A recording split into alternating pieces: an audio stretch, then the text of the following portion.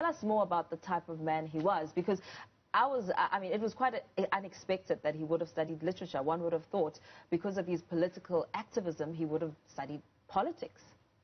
Yes, well, Chris Hani was an interesting figure, obviously, but we have to remember the context in which he was born. He was raised in the Eastern Cape, and a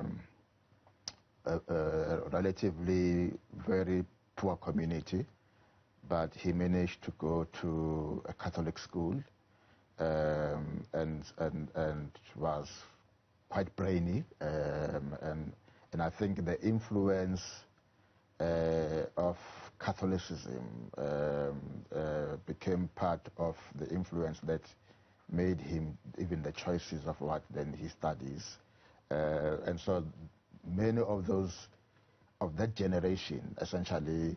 So politics is not something that they joined as a career. It's effectively, it was imposed on them, you know, and so the nature of the system of apartheid and the oppression that they experienced essentially thrust upon them to actually struggle against it. And so he just happened to be one of those that essentially rose to the fore. So within that context, and around that time, in the, I suppose, a number of these figures, you will see that others, they did law. It was mostly either law, and then it was mostly literature, humanities. But so that was the general trend of what was studied around that time. Now, Temi, so talk to us about, you know, the University of Fort Hare and the influence that had on who he eventually became, especially with him being introduced and exposed to Marxism ideology there. How much of an influence did that have on him? Well, University of Fort Hare is quite a significant institution, obviously. A number of what became leaders, not just in the country, I mean in the continent, essentially have roots in studying at Fort Hare. And so, and around that period, not only Comrade Chris Hani was produced there, but there's a number of, including, by the way, the late former president of Zimbabwe. Obviously, we also have the former leader of the IFP. So a number of these leading political figures were essentially produced, and within that generation, that expanded generation of students that came out of Fort Hare. And so it is a significant institution, and at that time it became significant in producing a lot of what became later leaders of liberation movements, but also leaders of new democracies and independent countries in the continent here. And let's talk a little bit more about his involvement in the political space after, you know, graduating and, you know, moving into an active role as a politician, and what he stood for as he represented the people. Yeah, so obviously he then, by the way, he studies at Fort Hare. By the way, he does not finish at Fort Hare. Yeah. And so he actually finishes his degree at UCT. But then, obviously, the time, then it just happens that his coming into himself coincides also with the depending of the liberation movements, the formation of the Mandela detachment, and the beginning of people going to exile. And so because then also of his commitment and his resolve on the significance of removing the apartheid system as the most direct route to actually build the kind of society that will honor human beings as human beings.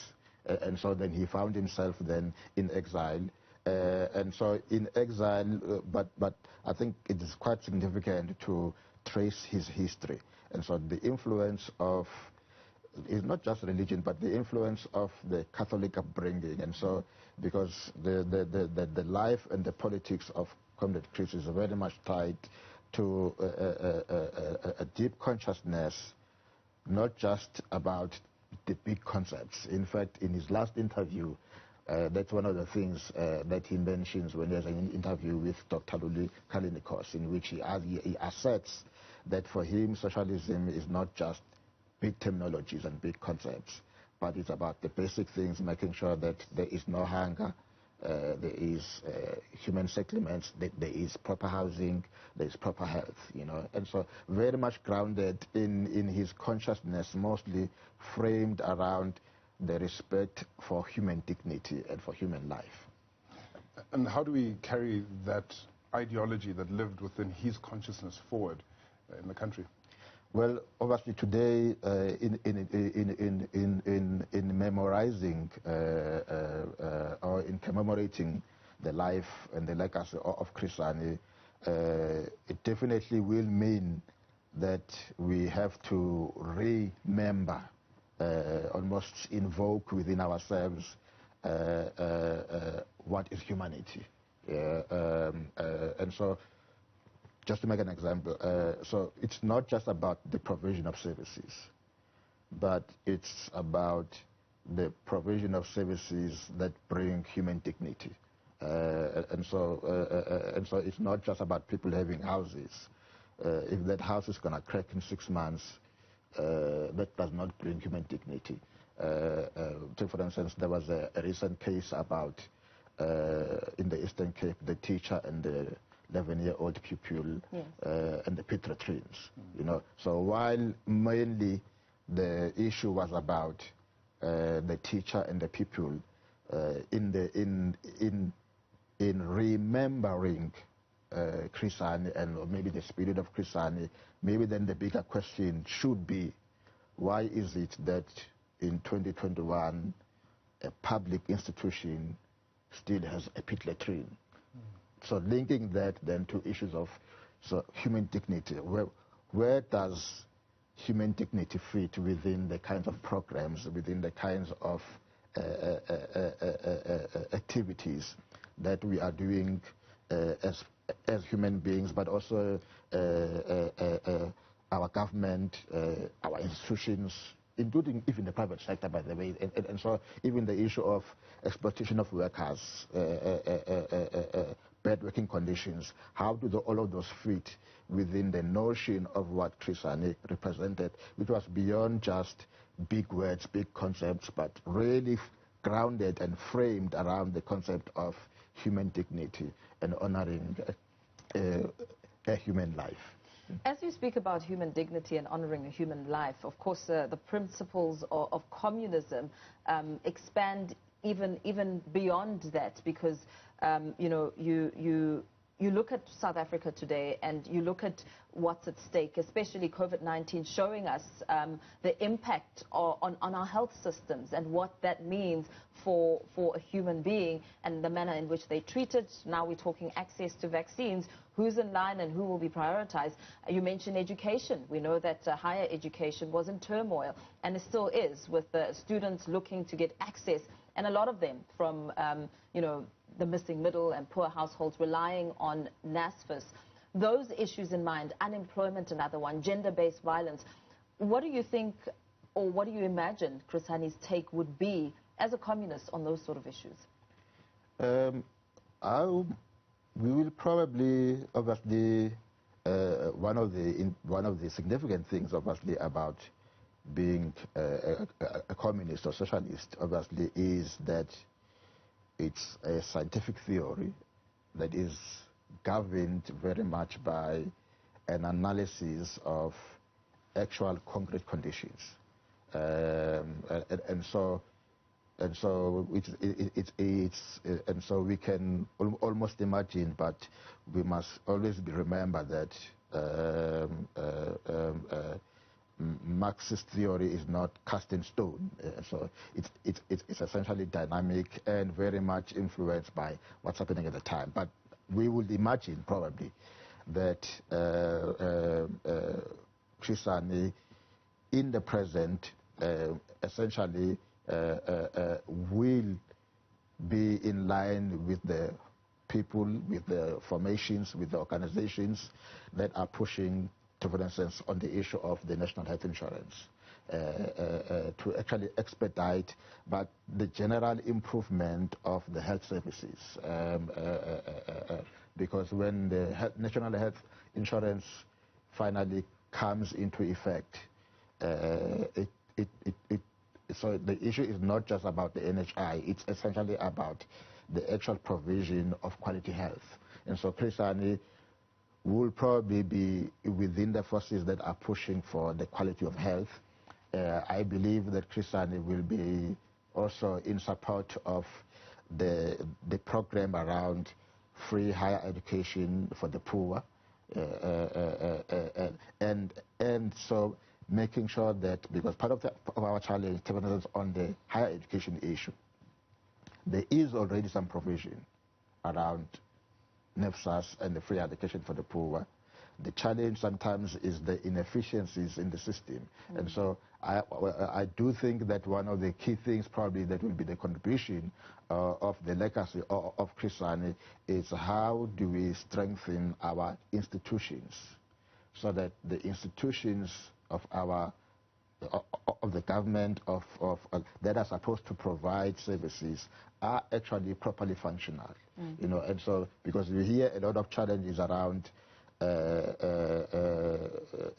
amounts of figures that are missing within NEFSAS, this and that, people being suspended, all those kind of things. And so part of the challenge, it's not necessarily that the provisions have not been there, but part of the challenge is that the corruption has essentially eroded institutionalism and the ability of actual institutions to actually do what they're supposed to do. Yeah, I'd like for us to continue our discussion, especially touching on corruption. Joined in studio by Chris Hani Institute Director, Dr. Sthembiso Bhengu, talking about Chris Hani's legacy and the impact of the man that he was as we commemorate the 28 years since his passing. That conversation also lined up and coming up shortly after this. Stay tuned.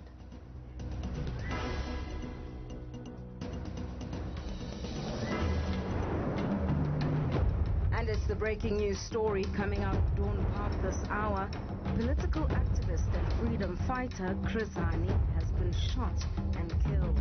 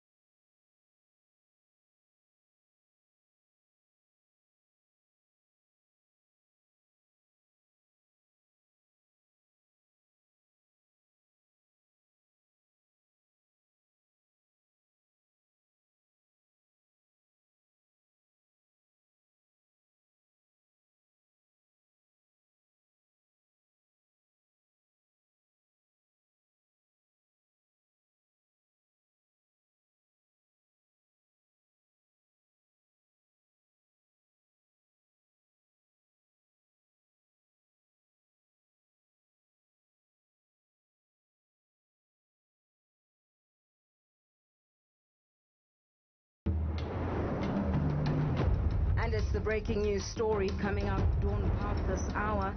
Political activist and freedom fighter Chris Hani has been shot and killed.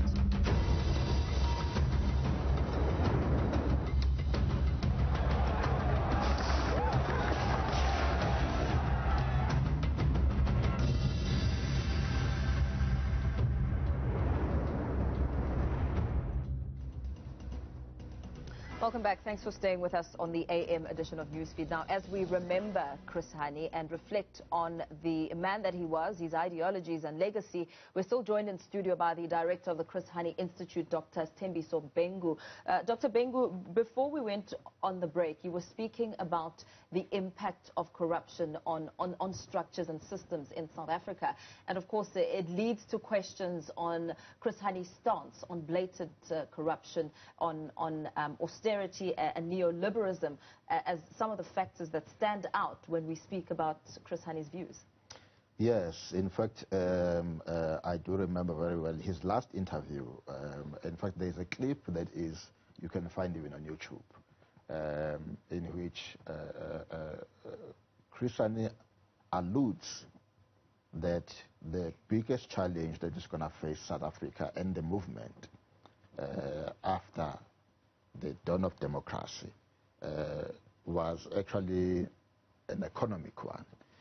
And he then argues that, because it's important to note that, by the way, South Africa, we are one of the last countries to essentially gain political freedom, following many other countries that had similar national liberation struggles led by national liberation movements. And so he was a student of this, and so he studied this, and he highlights what has happened in many of these countries. And he argues that his biggest concern and his biggest worry and warning was that there will be a development of a political elite.